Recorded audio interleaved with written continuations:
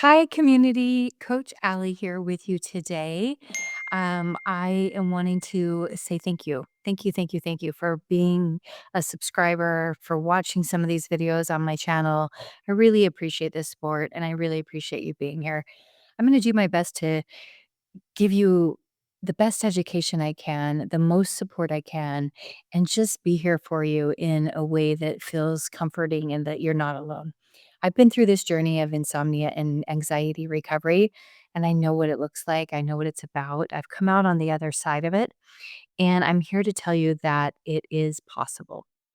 And recovery is definitely within reach, and it really is not a state of a state that you would achieve or some sort of a destination, but it's a state within us.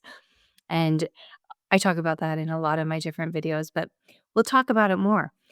But today, I wanted to go back and tell you a little bit about what my recovery journey actually looked like. A couple weeks ago, I did a video that was about my story, my backstory about with insomnia and anxiety and how that started and what that looked like. And it was just a little bit of background on me, welcoming you to my channel. And today I just wanted to talk about what it actually looked like, the ins and outs, right? The nitty-gritty of all of it. And so let's just jump in so I can give you just some background about the actual journey itself, okay? So in the beginning, and this is true for most people that I see, in the beginning, there is so much confusion, right? We don't know what is happening to us. It feels like something went fundamentally wrong. And we can end up going down so many rabbit holes because we think that there's something broken, right? It feels like there is a physical problem happening. And so in the beginning, that was definitely the case for me. I had a couple of sleepless nights and the first night, and this was during a trip, I didn't really freak out. I was uncomfortable, I was confused, but I was okay. Things sort of regulated when I got home. I had another trip the next month and I had a sleepless night again. And this time I really, really panicked. I was freaking out. And when I came home, things did not re-regulate and in fact really spiraled from there. And at this point, I was in just full on fear panic mode. I was terrified, to be quite honest. I thought there was something very wrong with me. And I, went the route most people do. First, it's like Dr. Google, right? Which is never a good idea. I hope to get that across today. Dr. Google, never a good idea. But then I went the alternative route. That's kind of my first inclination generally. Nothing, of course, touched it. And then I went the medical route and, on and on I went. Nobody could help me. It was a very frustrating and scary place to be because even the doctors really did not understand what was going on with me. They all just told me, "You have anxiety." And I was willing to admit that I had anxiety. I'm like, "Yes, I do. I am so anxious. There's no doubt about that, but it is because I'm not sleeping, right? It's like I haven't had an anxiety disorder before this. This is all new to me, right? This is perpetuated by not sleeping. To this day, I believe that insomnia and anxiety are two sides of the same coin, but you can experience anxiety and even have like disordered anxiety and anxiety disorder without having insomnia for sure. But on the contrary, I have not met anyone that has had insomnia who does not also experience anxiety. So the two are very interlinked, and that was the case for me too. And although I definitely had anxiety, even that is so misunderstood and just basically diagnosed as GAD, right? Or GAD, general anxiety disorder. And then, you're given a medication and good luck. Um, so that was not working. Nothing that the doctors did was helping. And so I did find myself back on the computer, back on, Google. Um, but it was this instance that I did find some support. So I found the sleep coach school. I also found on Instagram, Beth Kendall, Mind Body Sleep. And I found some resources of support. When I started to watch some of the videos that were on the Sleep Coach channel, I felt for the first time like somebody understood what was happening. I heard that word hyperarousal and I was just like, yes, that is what is happening to me. Why hasn't anybody been able to tell me this? Like this is it. This is it. This is what's going on. And I have to caveat this, okay, with a little bit of a background about me because I know a lot about the nervous system. I know a lot about traumatic stress responses, and I'm schooled in that. But I have to tell you, when it came to my own experience of being in that state, I I was kind of, like, lost to it. I didn't understand what was happening. I do now, thank goodness, right? But at the time, there was so much bewilderment and confusion and just utter fear and panic. So when I found that channel, the Sleep Coach School channel, and I started to watch these videos, and it started to click, right? It started to demystify this experience, and I felt for the first time that there might be hope and there might be a way out.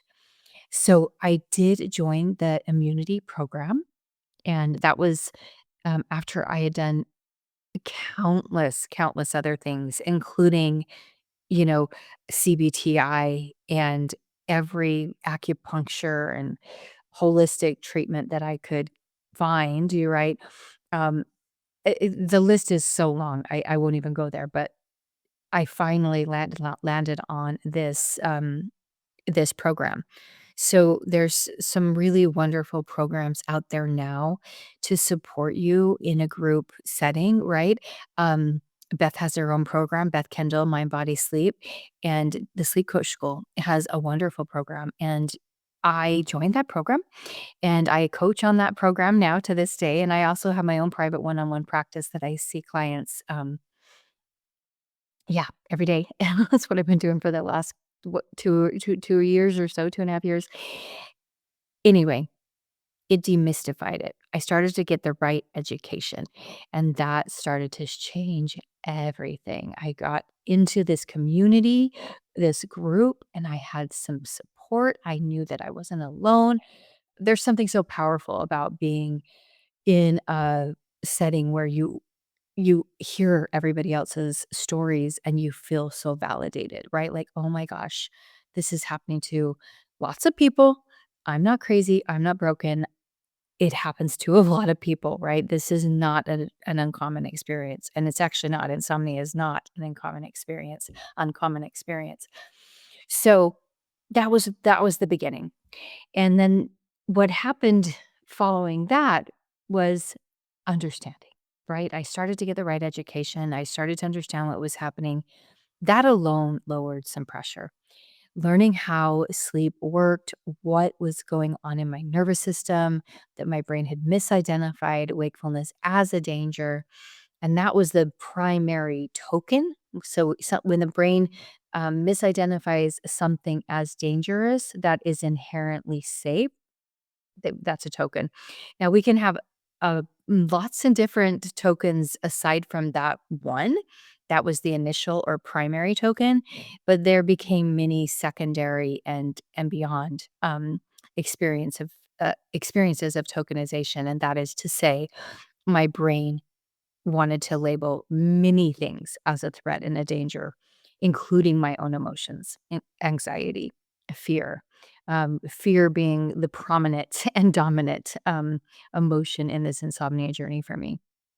So, a big part of this middle part was learning how I viewed sleep, my relationship with sleep, and my beliefs around it that were actually really, really what I thought part of my personality, like ingrained. Like, no, I'm just that person that needs X amount of sleep, right? I just do. Like, maybe other people don't, but that's what I need, right?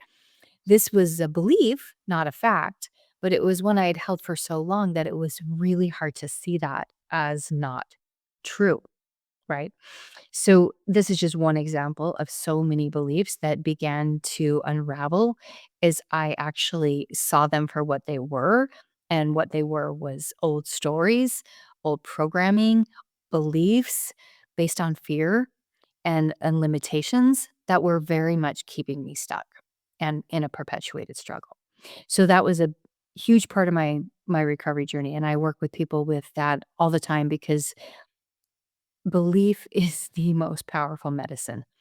And to this day now, I know that so fundamentally within my own being how powerful belief is because I've seen it in my own recovery journey and in people that I work with. That seems to be a very big aspect for everyone. So just leave that right there. But of course, my journey, like all recovery journeys, was far from linear. It was incredibly bumpy. There were many, many speed bumps, and it was prolonged. Recovery takes longer than any of us want, but it wasn't torture the whole time. It really certainly wasn't, right? When we go through a recovery journey, there are periods where we're doing quite a lot better. And, these are very productive periods, and then there is a speed bump that happens, and this is how the brain learns that it's safe and okay when it comes back in to kind of check on us, make sure we're okay, make sure it's safe. That's a speed bump. Feels really uncomfortable, can feel like we're back at the beginning, but we're definitely not. The brain is learning. It's learning that it's safe. It's learning that it's okay. And the way we respond is so important because this is how we unlearn the fear. So, it's definitely a process, and it's one that I consider to be one of the most valuable journeys I've been on. Um, Not easy, but incredibly valuable. From what I learned about myself, how I learned to apply these concepts and these really, like, life principles to all areas of my life, has been really profound. And I've talked about that in other videos, so I won't go on and about that. But my recovery journey was like most people's, incredibly bumpy and long. That is the nature of recovery. But that doesn't mean that we don't get there because we do. So hang in, don't give up. It's worth it, I promise you that. There is quite the long tail of recovery, and we talk about this a lot in different platforms and channels and how this is really the case, and it doesn't so much matter if we're recovering from anxiety or some other inner struggle or insomnia. The list can be long about what we might be working with here as far as our own inner experience that we're fighting. The tale of recovery is long. It just is, because that's the only way that the brain actually learns and makes new associations. That is to say, it actually creates new neural networks around safety, around I am okay. I can tolerate some discomfort without moving out of my window of tolerance. That's really what this recovery is. It's about being able to have the capacity. Our capacity has grown. We've gained more capacity to experience discomfort in a new way. It's no longer scary. It's no longer unbearable. It's it's annoying and it's not our preferred thing. Nobody wants to experience discomfort, but it's no longer sending me into full on fight or flight or hyper arousal. I know that it will pass. I know that it's temporary. I know that it's my nervous system and brain's way of reacting to a perceived danger, right? So, as we talk about all the time in recovery, the brain and the nervous system, this part of our brain that is, running this program, it does not know the difference between a real or a perceived threat. So it's always looking to us on how to respond, how to react. And if we react with, oh no, this is very dangerous, something's wrong, this isn't okay, then our brain, our nervous system tags that. Oh, that's a danger. Okay, all hands are on deck, right? And now we're in a very uncomfortable survival state of fight or flight. So it's not a perfect system. It can misidentify perfectly safe, benign things and experiences as dangerous. So it becomes our work, our job to show the brain that it is safe, that it is okay. And inherently, being awake at night is a completely safe experience. Feeling feelings of fear and anxiety are completely safe to feel. They're not dangerous. They're just really uncomfortable. Over time, over time and meeting this discomfort in a new way, things really, really start to change in a big way. So, in the end, what I've found now, what I've discovered now is a really deep inner knowing, a sense that I'm okay. And it's what I would call an anchored peace. I feel anchored in this okayness. And that doesn't mean that life isn't going to occur and there's going to be ups and downs in my life. Life is full of ups and downs. Life is full of challenges. So it's not that I'm not going to experience life again, on life's terms because I'm a human being and I have a nervous system.